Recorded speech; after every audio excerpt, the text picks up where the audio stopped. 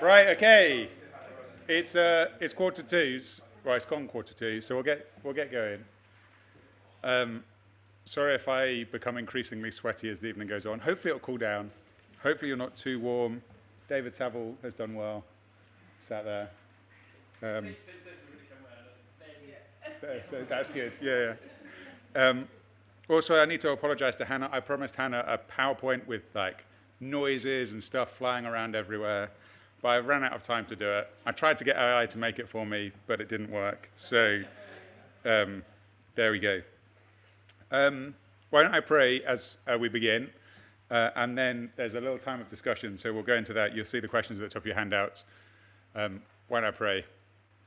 Heavenly Father, thank you for today. Thank you for all the good gifts that you've given us. We pray for this time now as we think through this topic of wise living in a digital age, that you would guide us, that you would help us to think carefully. Please help us to be able to concentrate in this heat, and please teach us from your word and help us to grow in Christ-likeness in how we deal with digital technologies in our lives.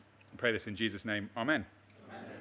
So let's do 5 minutes of talking through those initial questions just to get the ball rolling at the top of your sheet. What do you think the main dangers of digital technology are? Do you feel they have control? Do you feel that you have control over your digital habits, or do they have control over you?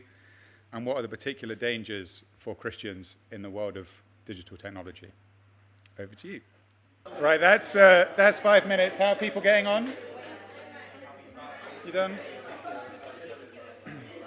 Have you kind of covered everything? Okay. Right, hopefully that was a good way to get thinking about the topic. It's worth just pointing out that there are drink places around. So if you're feeling warm and you want to drink, just get up and help yourself to some cool, fresh water. That would probably be helpful. Hopefully that was helpful. We're going to start by just doing a very brief theological history of technology. I think that really helps us to kind of frame technology in the redemption story of the Bible, and also kind of shows us where we are in that and how we can therefore approach it. So we're going to start right back in Genesis. I think when Pete started the series that we did most recently in Genesis, he stressed how critical those early chapters are for understanding so many things. I think even in technology, something as recent and up to date as digital technology that we're dealing with today, I think we see lots of really helpful things right back at the start of the Bible. So we see right at the start of the Bible in chapters 1 and 2 in Genesis, when God created Adam and Eve, he gave them a job to do.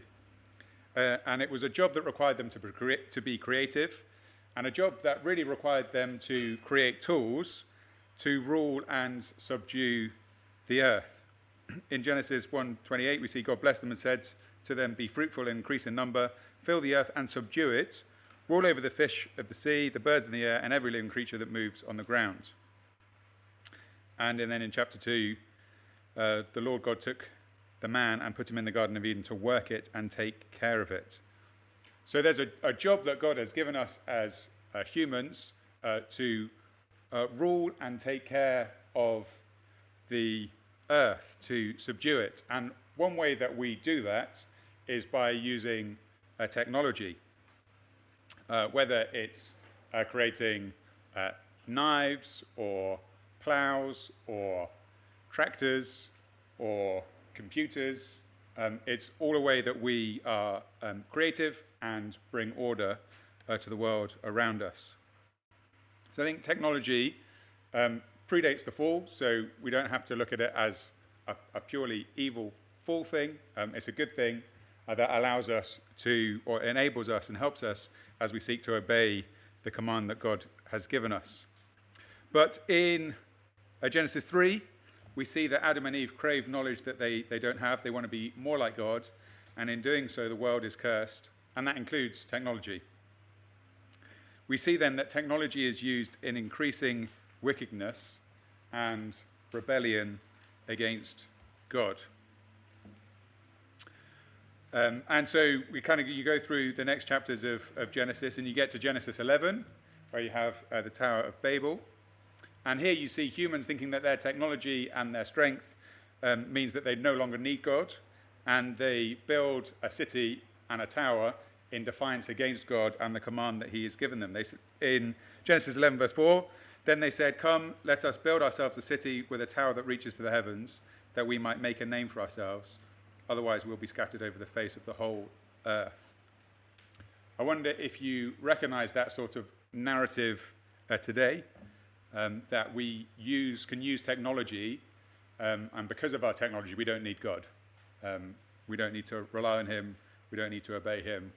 Technology makes us little g gods, and we can do whatever we want, whether that's go to space, whether that's solve all of the world's problems and diseases, and all sorts of things that we do, and which are not necessarily bad things, but we do in a way with a desire to overcome our humanness and become like God. Then Jesus comes into the world. We've skipped quite a lot of the Bible. You see there's some other examples you can pull out in the Old Testament of technology being used, but let's skip to redemption. Jesus comes and he dies. He dies in our place to take the penalty for our sin, to redeem us. But he also redeems creation, and also redeems technology through that. Notice how he does it, though. It's through a terrible technology. So God uses something that the Romans have taken, part of creation, wood from a tree, and fashioned into a terrible killing tool, the cross. Acts 2:23, the man was handed over to you by God's deliberate planning and foreknowledge, and you, with the help of wicked men, put him to death by nailing him to a cross. So God, in his sovereignty, is able to use even evil technology to bring about a salvation. And after that great work on the cross, as we are redeemed, God then works in us to transform us and to make us into the likeness of his Son. And our use of technology is included in that process. So we want the way that we think, the way that we approach the world, the way that we use tools and technology to be shaped by the gospel. Romans 12, verses 1 to 2 says, "Therefore I urge you, brothers and sisters, in view of God's mercy, to offer your bodies as a living sacrifice, holy and pleasing to God. This is your true and proper worship. Do not conform to the pattern of this world, but be transformed by the renewing of your mind. Then you will be able to test and approve what God's will is, his good, pleasing, and perfect will." So as we approach this topic of digital technologies, we want to be doing it in a way that we are being transformed and being renewed, and not just going along with the patterns of the world. And then finally in Revelation 21 to 22, we see the conclusion of the storyline in the Bible includes this garden to city story. And it's really a story of technological advancement. To go from a garden to a city, there's technology, tools, work involved. And we end up with a beautiful city with golden paved streets. And we see clearly in Revelation 22, verse 2, that there's a throwback to the garden. So Revelation clearly links back to the start of Genesis. So what do we see from this overview? Just to remind us, technology is used to obey God in his creation mandate, to rule over the world and to subdue it. It is ruined by the fall. Now humans have a tendency to utilize technology in their rebellion against God. But through Christ's redemption and through the empowering of the Holy Spirit, we can use technology in a way that is pleasing to God. So we see that's where we are in that redemptive story. We're after Christ, before the city, and we want to be being renewed in the way that we use technology. So there's a very brief theological overview of technology. There are books that I can list maybe at the end where kind of explore this whole thing in a lot more detail. That's worth saying. This whole seminar, there's a lot of content. I've tried to kind of navigate and weave through a number of different areas, and there are probably there are whole books on each of these different areas that are going to do a far better job than I'm going to tonight. So hopefully tonight we're just going to kind of start thinking about it, or help you to think about lots of different areas, and then I'd really encourage you to dig deeper into different aspects. So the next question I think is worth asking: is technology useful? So neutral. So we've seen throughout this theological history that technology can be used for good in obeying God's command to rule and subdue the earth, and we can also use it in rebellion against God. So technology is kind of neutral. We just use it in a good way or a bad way. I think that's a common way that we think. You know, a hammer can be used for good to build a house, or it can be used to bash someone's head in. The internet can be used for good. You know, we can share the gospel. You can video call a family far away. You can bring education to people who would otherwise not have any education. Or you can use it for bad things, like watching porn or toxic conversations or stalking people or things like that. So we kind of have this idea that, you know, technology is neutral and we can either use it in a good way or a bad way, but as long as we're using it in a good way, then that's okay. But I think while those things are true, and you can use technology in good ways and bad ways, and there are lots of really positive things about digital technologies, I'd suggest that technology often has negative impacts that we don't even realize are there.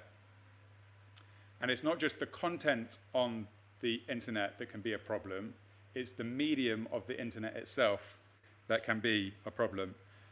Let me try and illustrate something with central heating. Central heating is not a digital technology, but maybe this helps to make the point. So I think we'd all agree that central heating is a good thing. We all like our radiators. It's a good thing. But if you think about the impact that central heating has had on the family unit and family community, when you used to have a fireplace, everyone was in the same room, huddled around the fire, chatting to each other. Central heating comes in. No longer do you have to go into the living room where the fire is. You can be in any room of the house. And so you can see how central heating changes our social habits as families.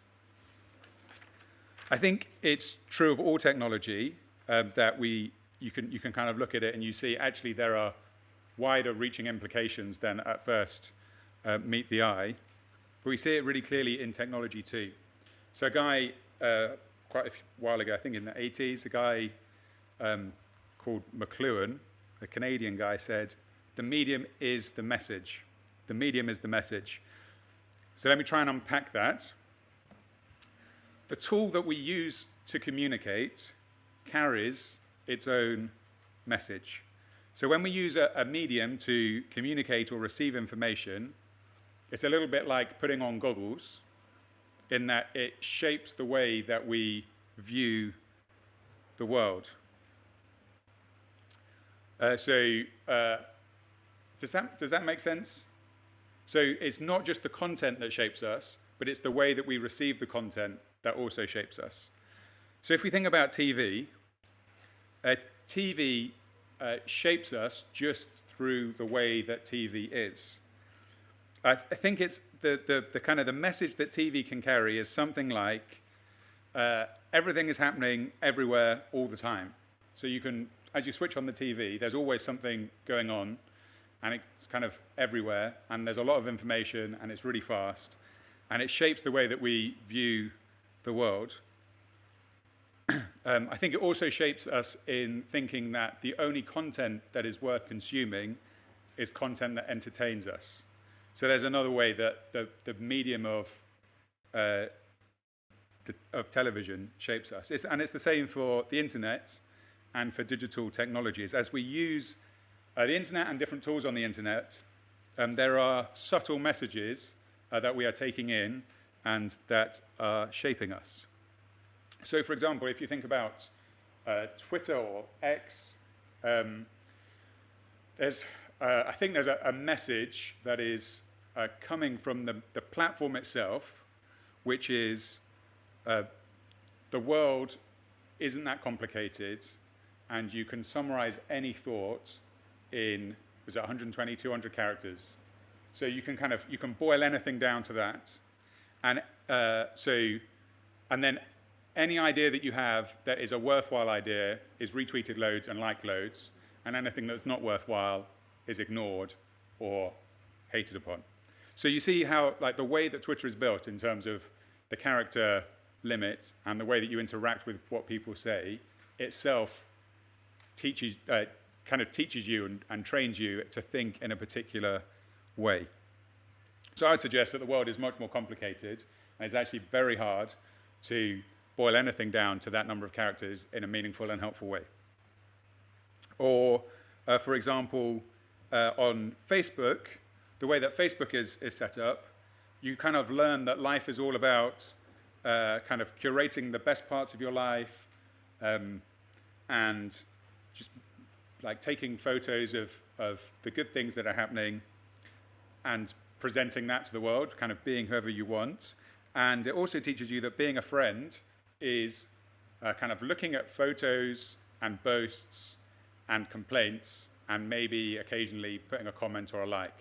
And that's kind of what being someone's friend is. So maybe those are kind of simple examples. You can maybe think about what the message of Instagram or Snapchat or other technologies are. But it's an interesting thing to think through, that the medium and the way that something is set up is itself teaching us and shaping us. There's a really good book on this. It's called Digital Liturgies. I would recommend you get it. I'm going to get Guy to get some on the bookstall, so you'll be able to buy it soon. And really, it goes through different ways that the internet and social media are shaping us and training us, a little bit like church liturgy is meant to shape the way we think and the way that we look at the world. We're being shaped by the internet and the form of the internet and the way that it works. I think kind of the overall messages of the internet and social media are something like you can be whoever you want to be.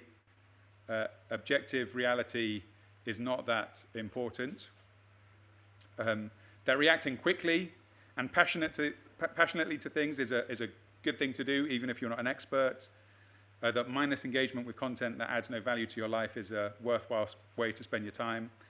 And there are probably lots of other things too, but fundamentally, we're being shaped by a worldview that isn't Christ-shaped. And I think across the internet, there's a lack of depth, there's a lack of grace, and there's a lack of real meaning.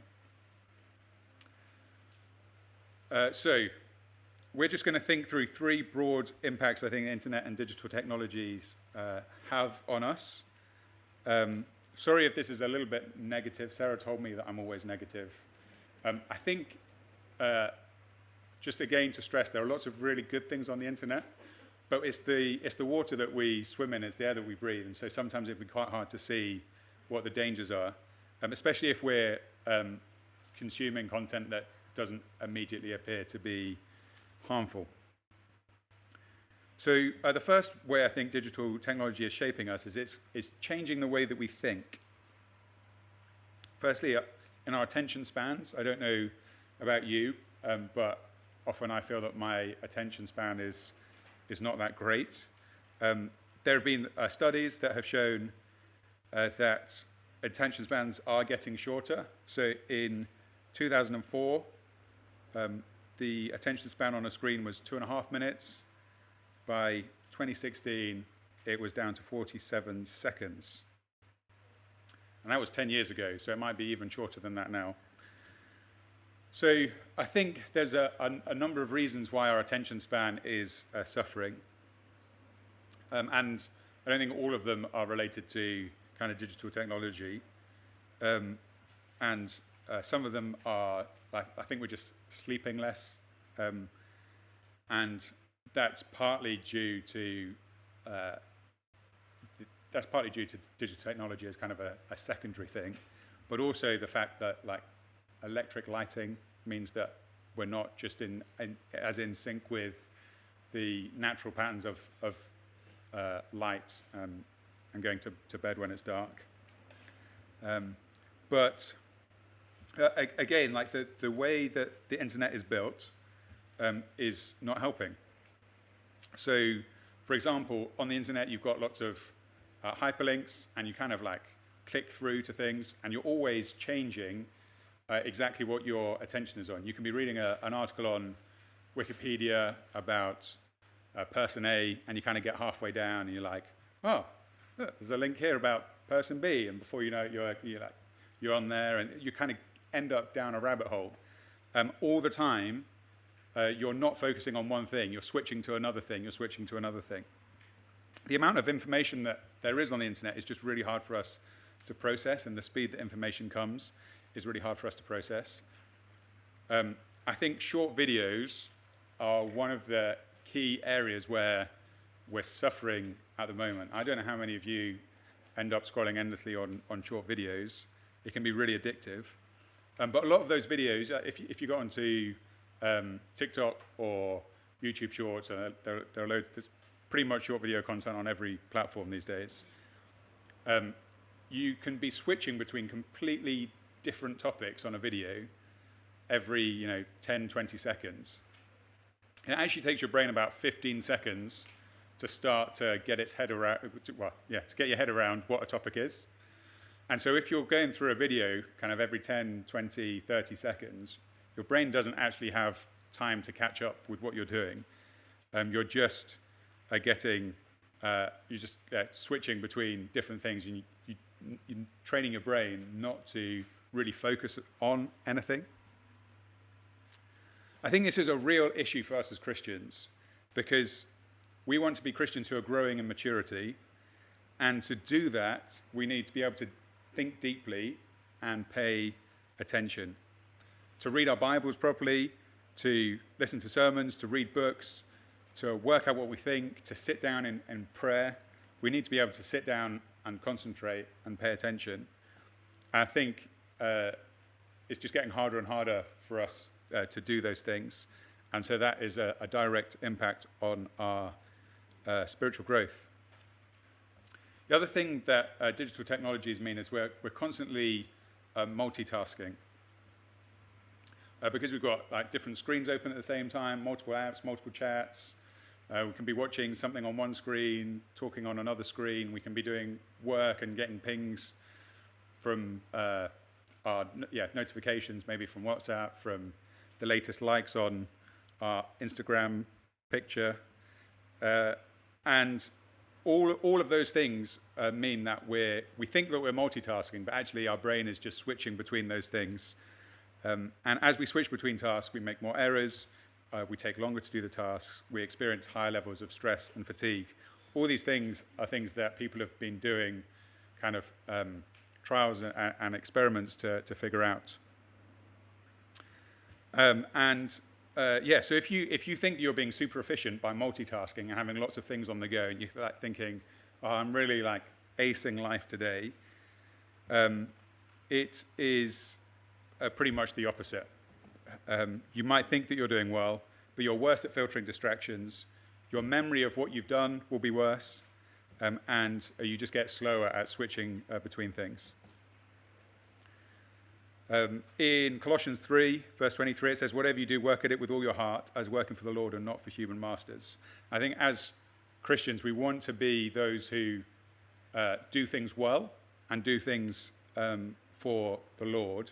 I think what the evidence is pointing towards is the more we're trying to do simultaneously, including kind of swiping on multiple apps and responding to notifications, it is not helping us to do that. So that's another thing to think through.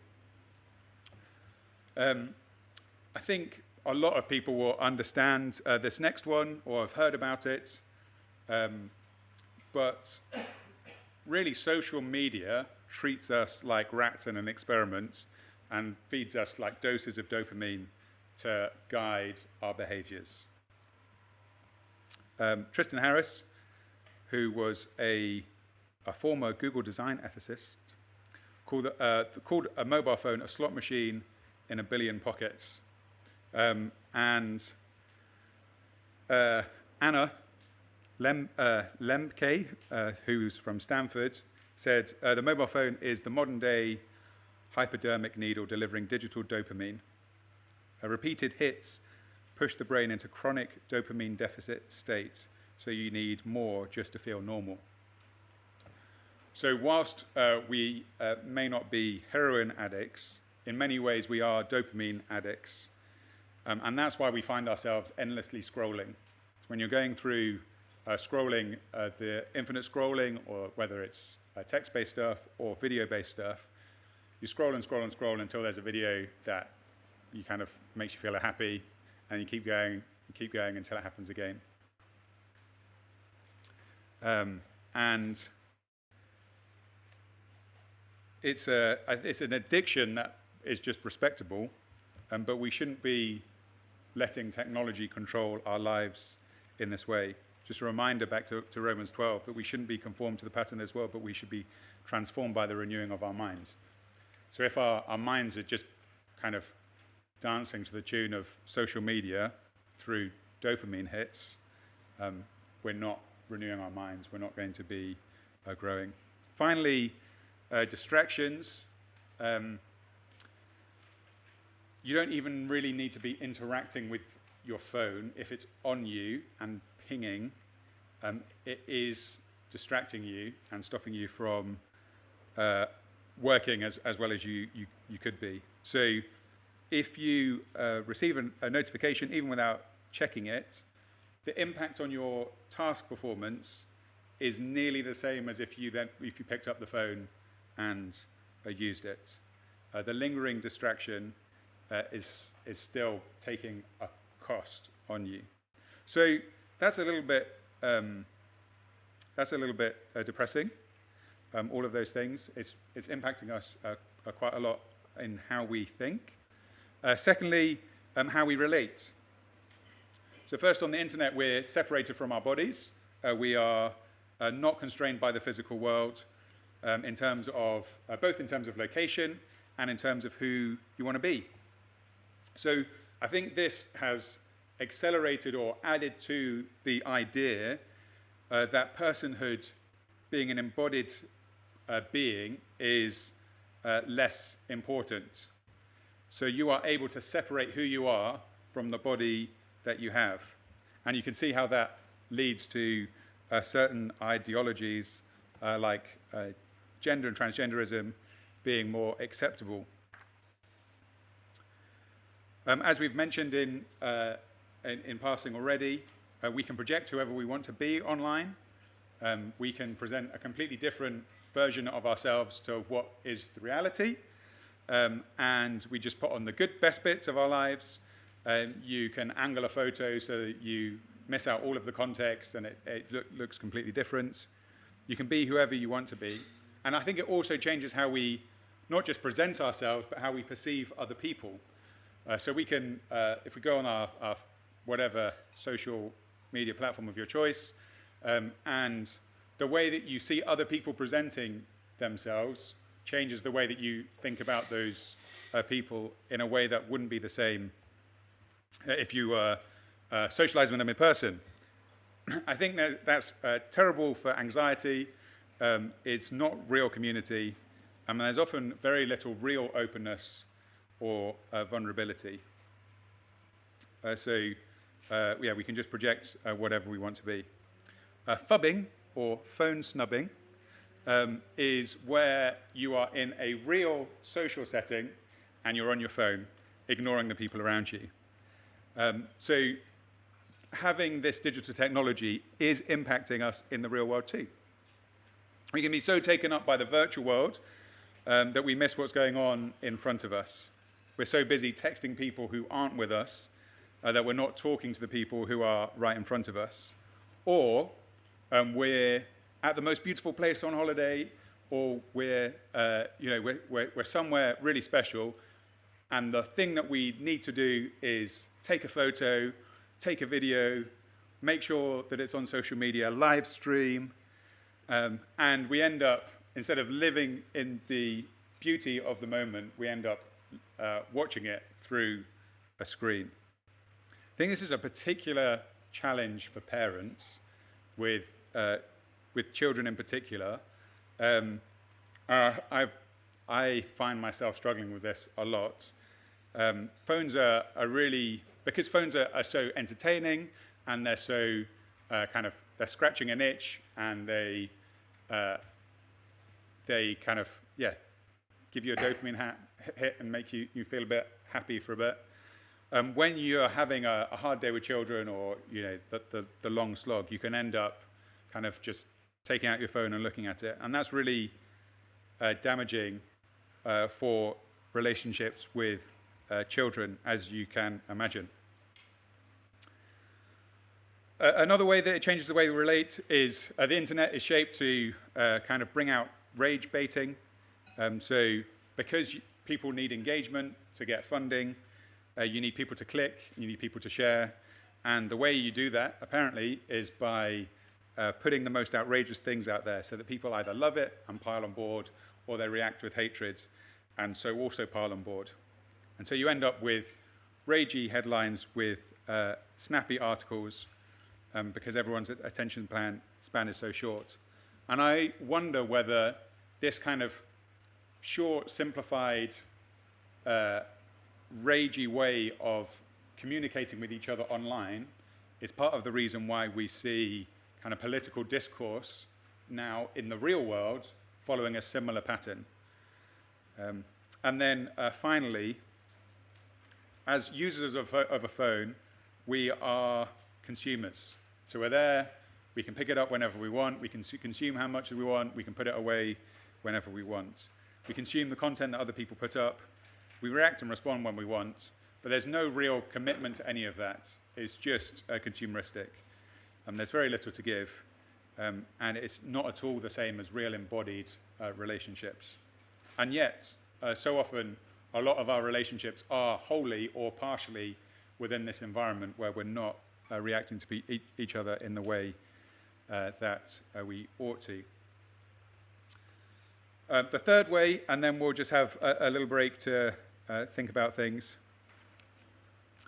How we respond to things is also being affected. So I think we have itchy ears, and the internet doesn't help us with that. Even if we're doing something good like watching a sermon online, it's really easy to switch off something when it becomes challenging or we don't like it, and there's no cost to that. So we are picking and choosing what we're listening to, a lot of the time actually based on an algorithm which is just presenting us stuff that we like. And so we are just more used to hearing what we want to hear.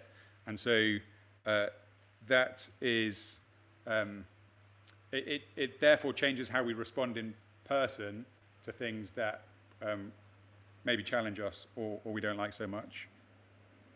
Secondly, there's actually just too much information for us to process, and we're always switching on to the next thing. So if you think about the news quite often, or again, like your Twitter feed, you'll see like, okay, there's been a shooting in America.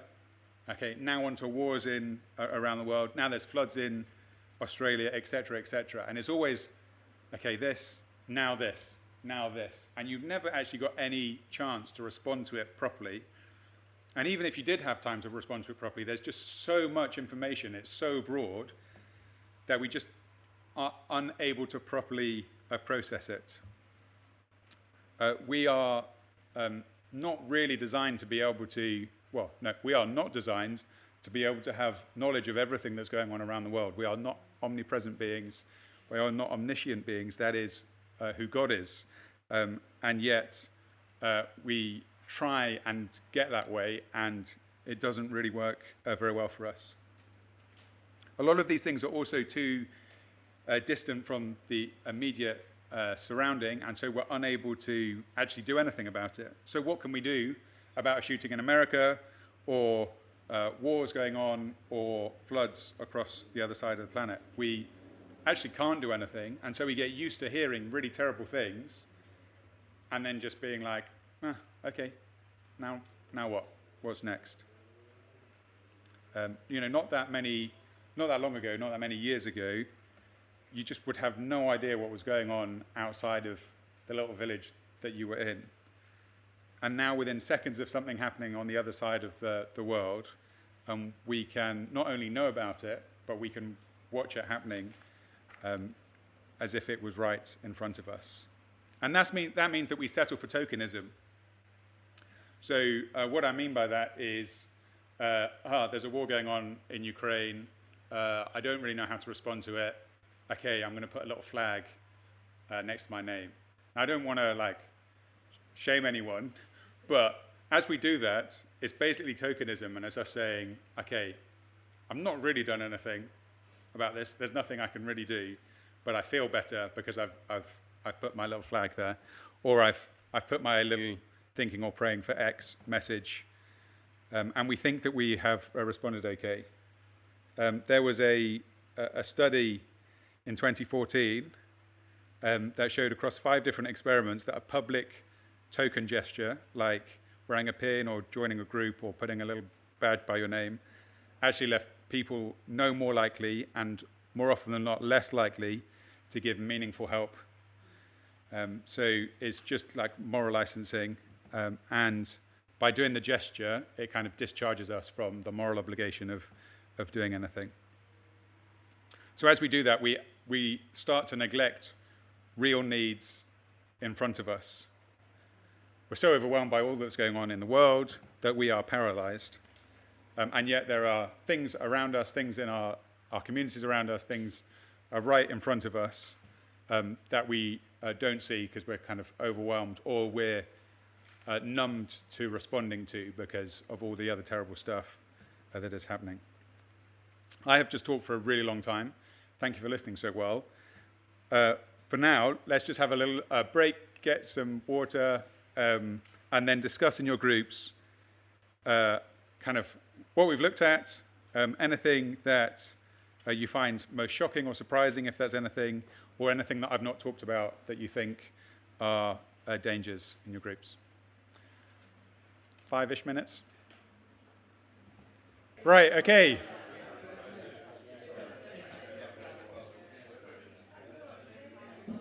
The next thing we're going to look at is think through some, maybe solution is a little bit strong, but some helpful things to think through. The first thing we're going to think about is to be aware of the dangers. So I just wondered whether anyone in your groups had discussed something that we haven't talked about that would be helpful to throw out there as a kind of another way that digital technology is changing us or the society and the way that we interact. Some very insightful young people in the group pointed out that the time that you spend cultivating, perhaps not cultivating, relationships through digital technology is time you're not spending with people in person. It comes as an opportunity cost Yeah. for the relationships in the real world. Yeah. That's a really good point, Molly. Thank you. As we spend more time online, we're spending less time with people in the real world. And anything else? We talked a little bit about how it has changed our expectation about how quickly we have to respond to people and how quickly we expect people to respond to us, because we know that everybody's got a phone in their pocket. Yeah. So it's kind of like, well, I've got this message and now I've got to respond to this message because it would seem rude not to. Especially when there's the blue tick. Yeah. People know you've read it. And then it's like the constant back and forth. Yeah. And actually you just wouldn't have had that before everybody had phones. You wouldn't have felt like, oh, well, I should reply to this right now. And that takes you away from what you're doing because... Yeah, and I think not only is that expectation on speed, but also when we're at work, social life can contact us. And when we're outside of work, the work emails still come pinging in. And so there's we're always on in every part of our lives. Anything else? I think that makes it harder then to distinguish between the urgent and the important, because we can all make ourselves believe that we need to have our phones because there's something going on over there which we need to be on top of. Yeah. And it's really hard to make the distinction and draw the line under not having it because, how do you distinguish between what's important and which isn't? Yeah. When do you put it away? Yeah. Yeah, that's really helpful. Okay. So I think because these are the waters that we swim in and the air that we breathe, it's really important for us to, as a starting point, to be aware of the dangers. So that's part of the reason we've gone through those dangers in so much detail. If you're someone my age, I'm probably not as old as I look. But my whole adult life has been dominated by this. I got my Facebook account 20 years ago in 2007 when I was 15. Before that, I had Bebo and MySpace, if people remember what those things were. For some of our younger members, this is all you've ever known. For all of us, I think COVID just accelerated our transition to like a digital life where everything went online. And many things seem good, many things are good, but we just need to be aware of even those good things can be changing us, can be shaping the way we think, can be shaping our worldview in a way that isn't helpful, that isn't godly. But even just by knowing these dangers, as we go out and interact with these things, that's a really good starting point to think, actually, as I'm using Instagram, as I'm on Wikipedia, as I'm looking at the news, as I'm on YouTube, what message am I getting? How is this changing me? How's it changing the way I think? How's it changing the way I relate and react? And really, it's a spiritual battle, and we need to be prepared for it. I think we also need to be more deliberate about what we adopt and how we adopt it. I think part of the issue that we face in responding to this as Christians is that the rate of change of technology and the rate of information is so fast, it's actually really hard for us to kind of stand back and assess it in a sensible way. Which means we rarely consider the wisdom or the dangers of something before we adopt it. Now, Amish people,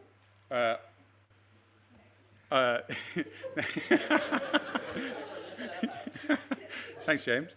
Amish people, a lot of people think they could just completely blanket reject technology. That's actually not true. What they do is they test the impact of technology before they adopt it. And if they do adopt it, they'll do so in a way that, with consideration for protecting the community. Now, I'm absolutely not saying we should all be Amish. There are lots of issues with how they do things, but I think we could learn a lesson from them about thinking about technology and the impact that it's going to have on us as individuals and us as a community before we just adopt it without thinking about it. Ecclesiastes teaches us that there's a time for everything and a season for every activity under heaven, and that requires us to be wise and to consider, is this the right time to be doing this activity? Is this the right tool to be using for that job? And not just kind of blindly taking whatever technology gets thrown at us and adopting it because everyone else has. So we want to be deliberate about what we adopt and how. Thirdly, we want to pursue wisdom, and we want to do it in the right places. So I think on your handout, is this where you've got the pyramid of wisdom, the wisdom pyramid. So let me just explain this wisdom pyramid. It's a little bit like the food pyramid. Don't know if you know what the food pyramid is, but it kind of tells you these are all the different food groups, and you should have more of these things like fruit and vegetables, and you should not have very many sweets. And kind of in between, you've got grains and dairy and meat, things like that. So the idea being, if you don't eat a range of things, or if you eat too much of one of those groups, you're not going to be very healthy, especially if it's out of balance with the shape of the pyramid. And so very helpfully, someone's come up with a wisdom pyramid. There's a whole book about the wisdom pyramid. I'd recommend it. It's a good book to read. And you'll see that it starts with the Bible at the bottom. So we live in a society that consumes too much that entertains rather than edifies. And so what we need to be doing is thinking about where we are taking information from and where we're getting wisdom from. Right at the bottom, we have the Bible. Proverbs 9 verse 10 says, "The fear of the Lord is the beginning of wisdom, and the knowledge of the Holy One is understanding." Psalm 119 verse 105, "Your word is a lamp for my feet and a light to my path." 2 Timothy 3 verse 16, "All scripture is God-breathed and useful for teaching, rebuking, correcting, and training in righteousness, so that the servant of God may be thoroughly equipped for every good work." And John 17:17, "Sanctify them by your truth. Your word is truth." So we need to be soaking ourselves in the Bible every day, and we need to not be doing it for the minimum amount of time, but we need to spend as much time as we can in the Bible. That is where God primarily speaks to us. That's the ultimate authority, and that is where we need to be going for our ultimate source of truth, which is timeless and unchanging. I think quite often we turn this pyramid on its head and we spend a lot of time on social media and the internet, and we don't spend that much time in the Bible. We really need to be switching it so that the Bible is the main source of wisdom. The next one is the local church and church tradition.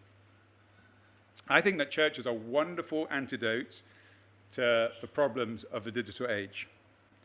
Church is slow, church is analog, it's embodied. We meet together with real people to love and to serve them. We come together at 10:30 on a Sunday morning. It's not just like, can't just decide, okay, I'm going to do church now, or I'm not going to do church now. It's always at 10:30 on a Sunday. We come together, we see lived out wisdom around us through our brothers and sisters. We have sermons from people who know us and who we know. So whereas a lot of content we consume online, that sermon was not written with you in mind. Whereas when Pete preaches, he is considering us as a congregation. And we also come together for physical sacraments. I wonder whether you just want to think on the fact that as a church, we are commanded to do things, baptism and the Lord's Supper, which requires us to be gathered together. And so, there's real wisdom and, unsurprisingly, wisdom in church from God that brings us out of whatever's going on in our in the world, in the digital life, into wisdom. There's also a church tradition, which is another really helpful antidote to the message of the internet, which is you are who you say you are, and you can be whatever you want to be. Actually, as Christians, we identify with Christ and with the saints in our local church, but also globally and throughout time. And that's why it's really helpful for us to say things like the creeds, which actually just say, this is who we are, this is what we believe, and we're not being tossed to and fro by the latest fad or the latest hot take. A little bit quicker up the rest of the pyramid. Nature and beauty are maybe things that you might find surprising, but the Bible tells us that God speaks through his creation. And so getting out into creation is a really wonderful way for us to learn about God and to see his might and his power and to learn about his wisdom. If you think through Proverbs, it talks a lot about things like ants and says, go and look at the ants and learn about wisdom from them. And so God has created the world around us to teach us. And so we should be getting out into nature rather than sitting at home on our devices. Beauty includes things like music and art and those kind of creative things that are things that flow from the fact that we're made in the image of God, to be creative and to love beauty. Then we go to books. It's important that we read books. I think this pyramid in particular calls out old books as really helpful.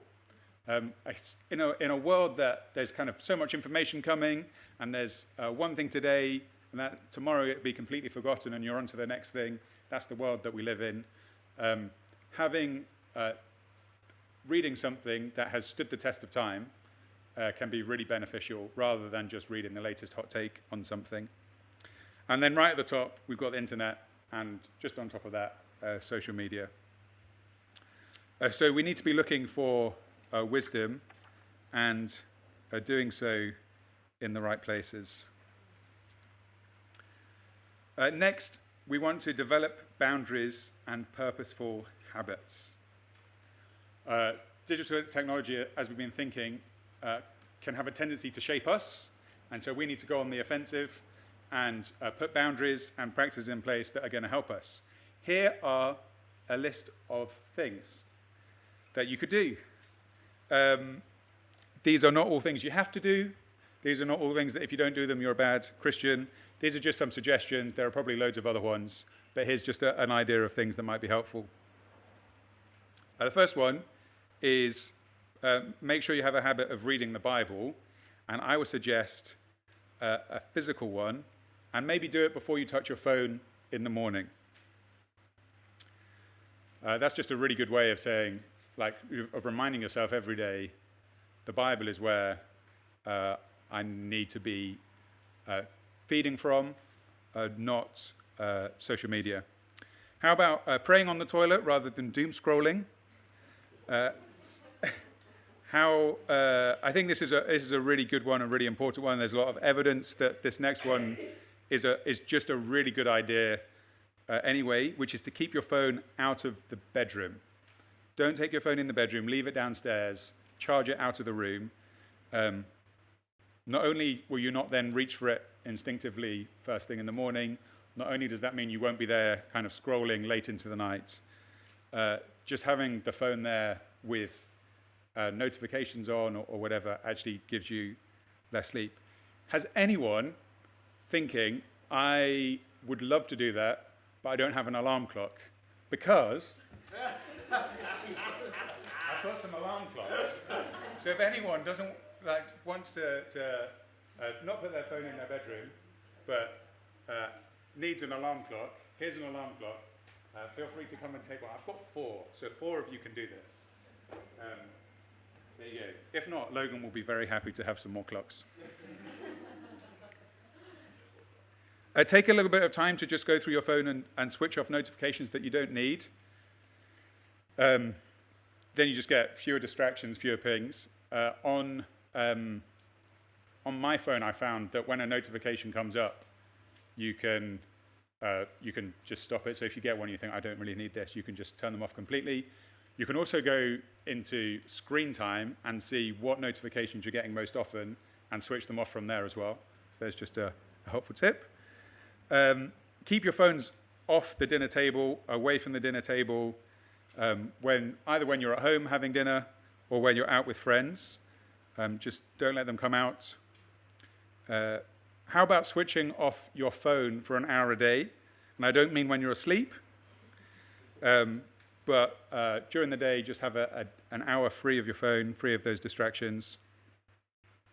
Another idea is to treat your phone in your house a little bit like an old house phone. So basically plug it in and it stays there. So if you're going to use your phone, you have to be stood there. Someone phones you, you can answer, but you're there. And then it's much more contained. You can remove social media apps from your phone. And if you still want to use them, you can go in on a laptop, in a browser. If you stop YouTube from storing your history, then it won't let you watch short videos. I found that particularly helpful. It also means that its recommendations are less helpful, so you're less likely to click on them. We have also found that trying to have a pattern of Sabbath with your phone is really helpful. So on a Sunday, if you can, just switch your phone off, or you can block certain apps for that day, or you can switch it off for a part of the day. So yeah, try and have that pattern of Sabbath. Just on Lois's point, switch off the blue ticks. If you switch off the blue ticks, you can't see when someone has read your message, and they can't see when you've read theirs. And that can be quite helpful for just taking the pressure off. And also, just to say, if you're struggling with something like pornography, something where the content on the internet is a problem, then I would just encourage you to take really drastic action and to there are probably a number of things you need to do. One, you need to talk to someone and get help. Two, you need to pray a lot about it. Three, I think you need to make it as hard as possible for you to access that content. Jesus said it's better to go through life without one eye. And I would say that it's probably better to go through life without a smartphone than to be enslaved to pornography. I know there are lots of people like, but I need WhatsApp, but I need this. Like, it's not worth it. Take drastic action. So there are a few ideas. Think about some other ideas. There are whole books on this and blogs, and you can find all sorts of things. That would be a good use of the internet. Finally, do not use technology to serve yourself. I think this is a really useful question to ask yourself as you reach for your phone, as you go for an app, as you power up the browser. What am I going to do?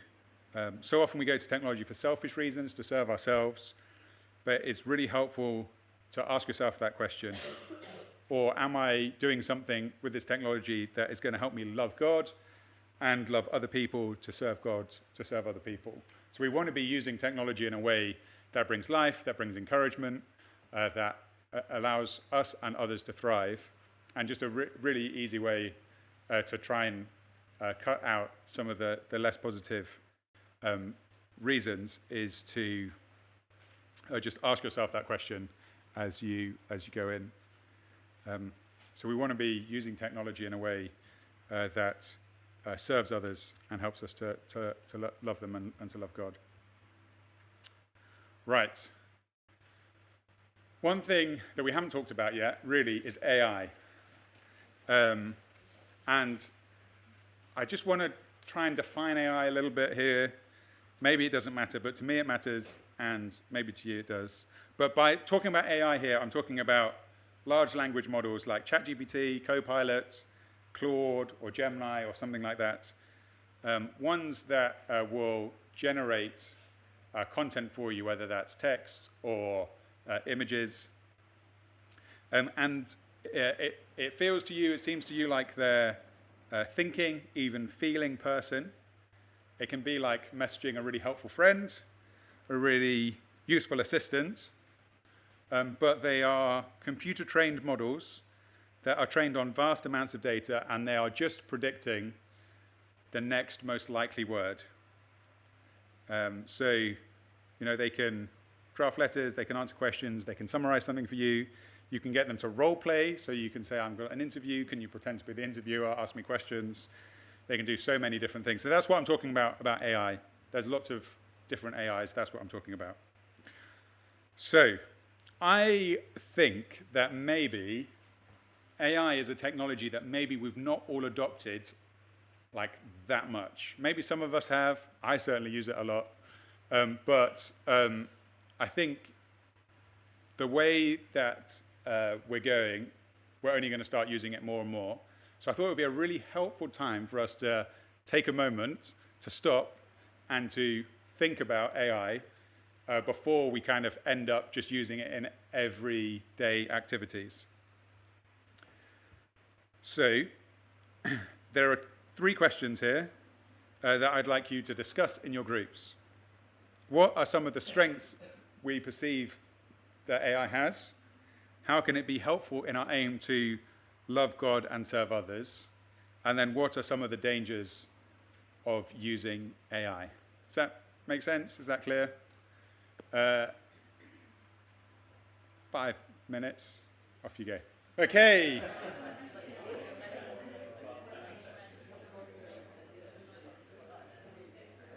Right. It would be helpful to just, I'm just going to ask a couple of questions. How many people here use AI daily?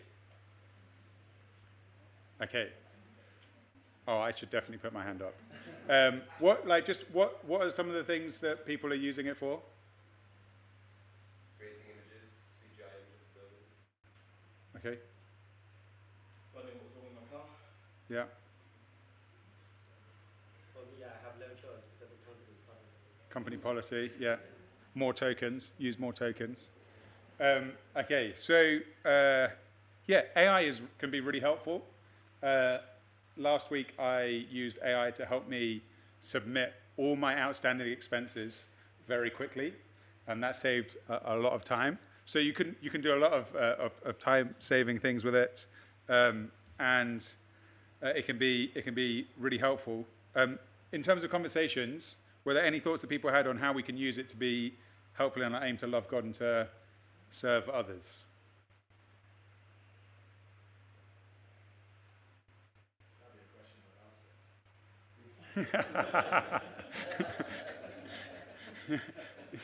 You? One of the ways I like to use it is for boarding administrative tasks. Yeah. And if you can then free up time to tell others with Yeah. that spare time you've created. Yeah. After loads of spare time. Yeah. That's it. Yeah. But it can lessen efficiency and free up time. Yeah. So, but you can use AI to do some pretty menial tasks, free up time that then you can invest in other ways rather than doing those things. What about some of the dangers? It makes stuff happen while you expect less. Yes. Yeah. So because it can hallucinate, it kind of adds to the whole thing we haven't really touched on in terms of the internet, which is because there's so much information, it's actually quite hard to work out what's true and what's not. And AI is only making that worse. Yeah.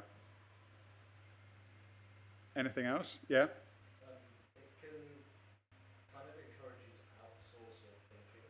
Yeah. So I might use it to plan a lesson for revision in school for kids with special educational needs. And it's really helpful for that because I've not trained in that tool. But there's also a danger of the way of when you're using the suggestions to think, well, actually, what will work for the kids in that class. Yeah. That's just one example, but it can be Yeah. all sorts of things where you actually do need to apply some thought to this. Yeah. To piggyback on that, young people are using it for homework and they never end up learning or thinking Yeah. and developing the skills. It Yeah. can really try and tell you what you want to hear and be incredibly sympathetic. Yeah. We also talked about it can be useful for trimming a sermon. Yeah. Whereas the repetition is the stuff that's not helpful. Yeah. But there's then a significant danger towards thinking, oh well, I'll just get it to write something for me. Yeah. And then you lose out on potentially what's true, but also the benefit to yourself of the prep that comes with doing the work. Yeah. So I think some of the dangers that I've listed down here, we've kind of picked up on there. So there's a danger that we outsource our thinking and we grow lazy and we lose skills. So, yeah, there was a study last year. Obviously, this is all quite new, so all of this kind of research isn't like massively backed up and replicated. So you've got to take it with a little bit of a pinch of salt. But there was a study last year at MIT that found those that wrote with ChatGPT showed the lowest brain engagement and grew more passive over time. So basically, it can impact our thinking as we outsource it. We stop really thinking about stuff, and it can kind of exacerbate the problem we were thinking about in other digital technologies where we have a short attention span and we can't really sit down and think about stuff. The second one is, and I think this is a problem that's evident if you listen to the people who are kind of at the top of the AI food chain, if you like. Really, they see AI as a way to become little g gods and breaking free of all the limits that God has given us. And I think it's back to that old temptation in the garden, which is at our fingertips with AI. We have like a huge amounts of information available to us, and we can kind of know anything that we want to, and I think that can be helpful, but it's also a danger that actually in the way that the world is seeking to use AI, it's actually very similar to like the Tower of Babel in terms of trying to set themselves up apart from God and become self-sufficient without God. And there's a danger to our relationships. I can fall into this. I hear people all the time talking about, oh, you know, I had a chat with AI, me and Claude did this. Like, no, it's just a machine. But even more scary, people talk to AI as a person in place of a person. And some have even married AI personas. So it is a crazy thing. But because we spend so much of our time online, chatting to people over text or messaging people, like the idea of messaging a bot actually feels no different to us. And because they're really good at saying what you want, it can make you feel a lot better than talking to a real person. Apparently, among US teens, 72% have used AI companions. So that's quite a lot of younger people are using them. I don't know how kind of regularly they're using them, whether they just played with them. But there is that danger.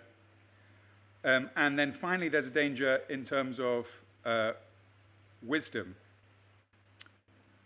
AI does not know God, and it does not know you. It has never lived a day of obedience. It's not accountable to anyone. Worse, it's, as we've said, it's built to be agreeable.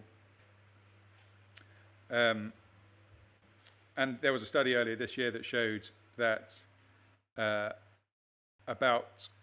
Claude is about 50% more sycophantic than a human. So they affirm people even when they're wrong. So the danger is you go and you ask AI a question and it actually just sucks up to you. There's some of the dangers. I think there are some red lines that we should never cross. And these are probably really helpful red lines to have. Number one, as I've just said, don't use it as a source of wisdom. At one point I was thinking, you know, maybe that wisdom triangle needs to be updated with a little tiny slice of AI at the top. But I think that's not right. We should not bring our ethical or moral questions to AI. That is what the Bible is for. That is what church is for. Don't replace Pete with a chatbot. I think the second red line is don't use it to generate spiritual things like prayers or Bible talks. So I think it can be a helpful tool in checking logical flow or errors or repetitions or things like that. But to use it to generate the content is using something that, like as I said, doesn't know God, doesn't know you, doesn't know the people you're talking to, has never lived a life of obedience. It's not wise. We should not be using it to do those things. And third thing, don't talk to it as a friend. Like, if you're talking to it as a friend, step away from the machine. And then finally, here are some helpful questions I think we can ask, or we should ask, as we use it or before we use it. So the first one is, am I using AI to push past my God-given limits unhelpfully? So I think we've talked about how it can be really helpful in taking away admin tasks and helping us to be more efficient in our work. But I think there's a limit, and if we're using it to become a superhuman, and that's our aim, and that's our desire, then I think there's a heart problem that we need to address there. Secondly, we should ask, is this a conversation that I should be having with God in prayer? I think it can be really easy when you're thinking through kind of a big life decision to go, I'll go on ChatGPT and I'll ask it lots of questions about whether it thinks this is a good idea or bad, what things I should be thinking about. Actually, a lot of the time, we should be taking those things to God in prayer, or at least we should be doing that first, and we shouldn't be kind of pouring out our hearts and our thinking just to a chatbot. Thirdly, am I using AI to replace wisdom gained from in-person relationships? I think so often now we will go to AI to ask a question that we could quite easily ask a human that we know, whether that's in our family or in our church or in our workplace. And it's just a further breaking down of those in-person relationships. It was Sam Altman who said, something along the lines of, I don't know how I would be able to raise a baby without ChatGPT.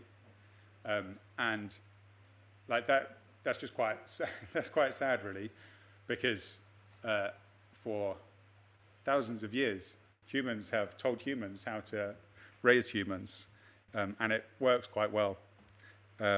So, yeah, just think, like, could I actually just ask a person this question, and find they might not be able to give me an answer as quickly, maybe they won't be able to give me an answer as fully, but they know you, they love you, and you have that that interaction. Fourth question is, if I hand this task over, what skills or knowledge am I losing? I think it's just wise to ask that question. Sometimes the answer will be, I don't mind if I lose this skill, or I don't have this skill at all, or I don't mind if I lose that knowledge. But I think sometimes, or a lot of the time, we are probably, the knowledge that we're handing over and the skills that are disappearing because we're handing it over are probably things that we actually prize and don't want to just get rid of. And finally, am I using AI to neglect the work that God has entrusted to me? So if there is a particular task that you know that God has given to you, like, are you just being neglectful and handing it over to AI to do for you? And that might be if you are called to be creative in some way. God has given you the gifts of creativity, and everything has kind of gone over to the AI machine. Are you neglecting to do the thing that God has entrusted for you to do? So hopefully that's some helpful questions to think about as AI comes into your life. It can be really useful. It is really useful. I use it a lot. These questions, I think, are really helpful to ask. As you think about each task, just to be a little bit more intentional as you pick it up.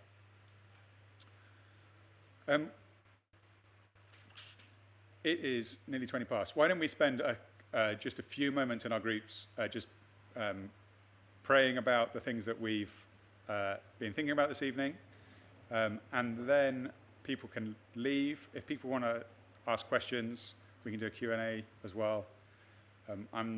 I'll try and answer the questions, but no promises. Just a few minutes praying, and then we can do a Q&A.